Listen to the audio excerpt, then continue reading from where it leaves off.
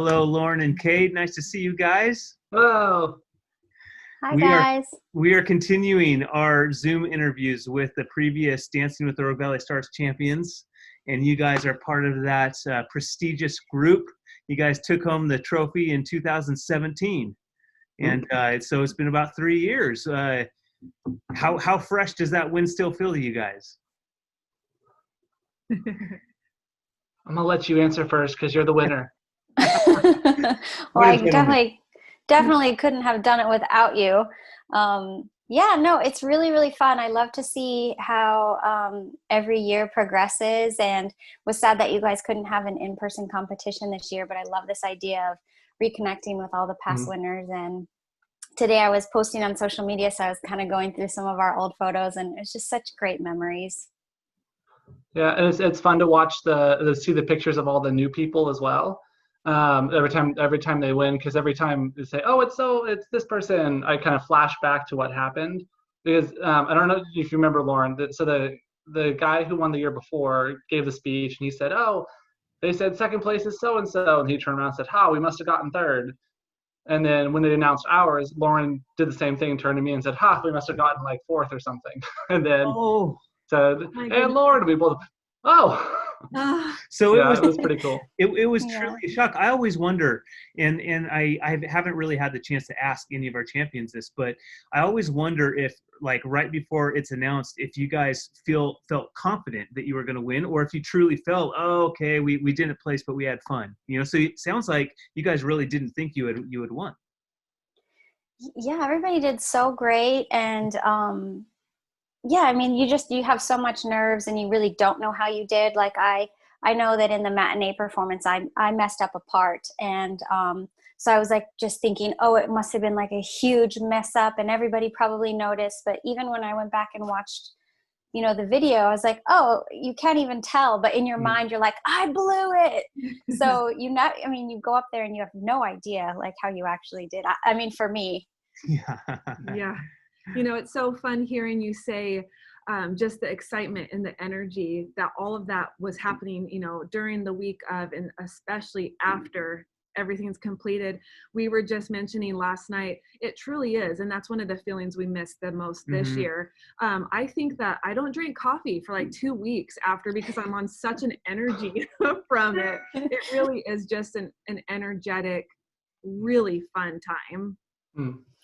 Yeah, and the other thing was we had such stiff competition. I know that the year that we won the Mirror Ball, my friend Renee won People's Choice, and they did such a beautiful job. We kind of joke that I'm pretty sure even my mom voted for her because their dance was so beautiful. So yeah, no, we definitely had a great time though. It's awesome that you mentioned the competition, because I think that's one thing that catches a lot of people off guard, right? You come to the show, I think a lot of people expect to see, okay, we're going to see some amateur dancing, but they see professional dancing. And that's one thing I've heard over and over and over through the years is, I wasn't expecting the show to be so good. I wasn't expecting those performances to be so professional. I'm like, yeah, we bring it. Our people bring it. Into how they walk in thinking, oh, this will be a fun little talent show to watch, and then no. Right. They're like, whoa, that was a production. I would have paid a lot more money to see that. Yeah, that's what we hear a lot. Yeah. What about you, Lauren? Like, how did that fit into, like, it's a lot. I mean, you guys are giving of your time, your energy, lots of energy. And we always tell people, when we recruit them to the show, we're like, okay, it'll take at least 10 hours of your time, but you're probably going to put in a lot more than that. And I'd say probably on average, each contestant puts in well over 50, 60 hours over the course of 10 weeks. I mean, is that what you experienced?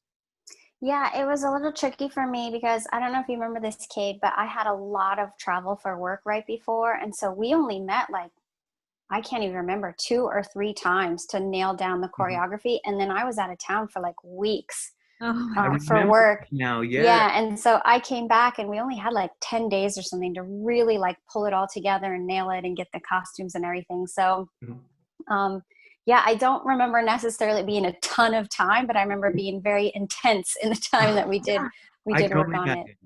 You're living in California now, and you're still heavily involved in drama and theater. And tell us a little bit about that. What are you doing? So right now, unfortunately, my field of work is at like 90% unemployment because of the corona. I am one of the lucky people who has not one but 2 jobs, and so I am a murder mystery consultant online in Zoom, and I am Robert the Zebra at a safari park. Oh, that's really cool, man. Hey, you know what? People that give their all to acting, they find a way, right? Oh, absolutely. But Lauren, what have you been doing since your time in Dance with the Stars? Have you continued to dance, or has that kind of fallen by the wayside? Talk to us a little bit about what you're involved in these days. Yeah, well, I've been really threw myself all into my nonprofit work. I still am fundraising for anti-human trafficking within the motorcycle community, and we've been growing steadily. And I take a lot of tips from you guys on how you can, like how you guys have had such a success at pulling community together. So I wanted to thank you guys for being such good examples for what a community can do when they are all on the same page about an issue. So thank you guys for that. But yeah, I've been really busy with that. Up until this year, we had to cancel 14 of our motorcycle events. So it's a bit of a blow for us, but trying to remember that, it's all about the work that we're doing and educating people on the cause. And so it's still been a good year in spite of all of that. Yeah. And I was dancing quite a bit the following 2 years after winning, doing salsa nights and things at the wineries, the local wineries. And then of course this year, all of that got canceled. So just me in my living room by myself. It's really hard just dealing with the ongoing cancellations of everything. But there's always a silver lining, so to speak, in things like this. And one of the neat things that we're experiencing this year is we're getting to reconnect with people that we really grew to know and love. And that's the thing with this show. It's 10 weeks of your life, but you really feel like you've gained a family. Well, I'm speaking for us. I mean, everybody that comes through the show, we know personally very few of them at the beginning, but when it's all said and done, we really feel connected with these people. And that's one thing that we hear over and over from previous casts is that, we just feel so connected, and there's almost a depression when it's over. And doing things like this helps us reconnect, and it helps us go deeper in our friendships with previous participants like you guys. And so it's been really fun. It's different this year, but it's giving us a chance to connect again with people that we love and care about. And it's going to give the viewers a chance to see this history of how the show's evolved and all the different performances. And I mean, you guys, it's the best of the best performances, right? So it's going to be a pretty exciting show. So we're excited, and just can't thank you guys enough for being involved. Yeah. And I love the work that you do as well. Keep it up. And I know it is hard with the cancellations and learning to pivot through every new thing. You think you pivot, and then all of a sudden it's changed again.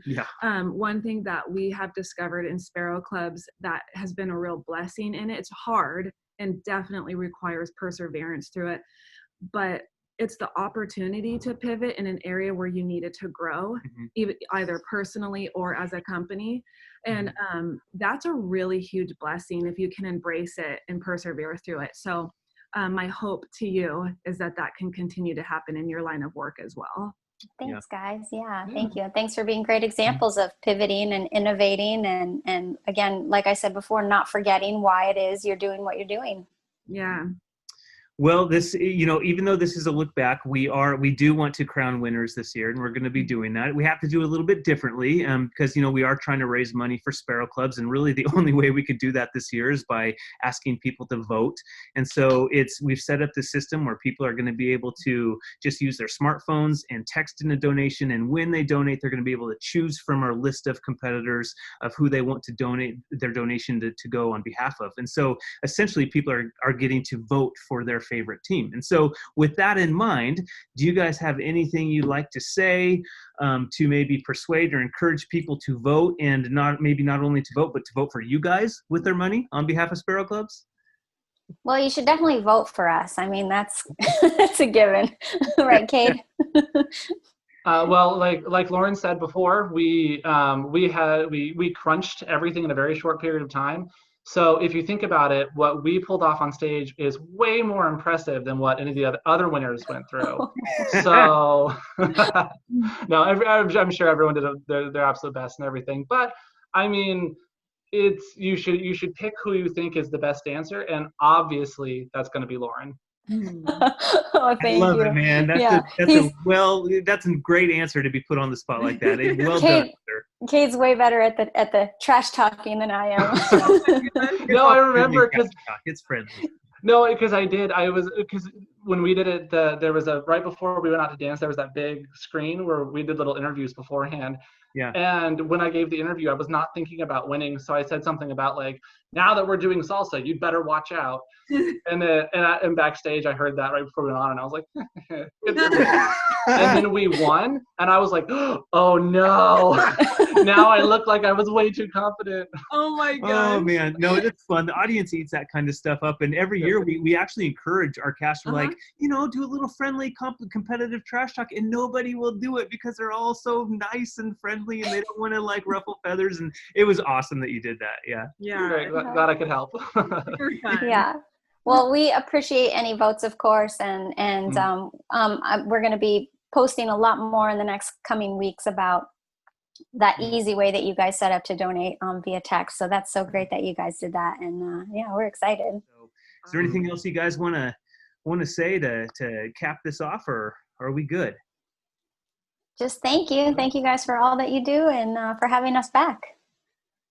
Thank you. It's so good to see both of you. Yeah. Looking good too. And we'll be in touch. Thank you guys so much.